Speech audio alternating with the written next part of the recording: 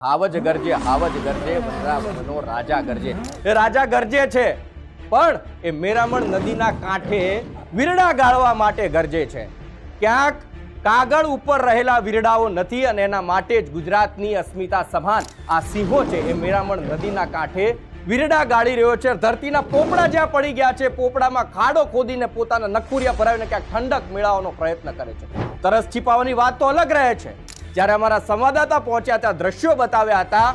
RFO ત્યાં પહોંચીને એવું કહે છે ચલો મારી જોડે અમે તમને બતાવીએ। અમે ગયા જોડે અને અમે જોયું અને વીરડા જોયા।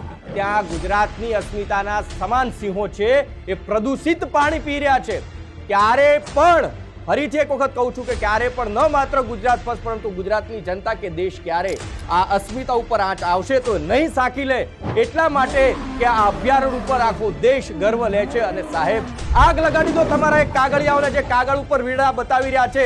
આગ લગાડી દો તમારે કૂવાને કે જે પાણી વગર સૂકા ભટ્ટ પડ્યા છે। ખરા અર્થમાં તો અગન વર્ષા વરસી રહી છે ને સિંહ મારો તરસ્યો તડપી રહ્યો છે।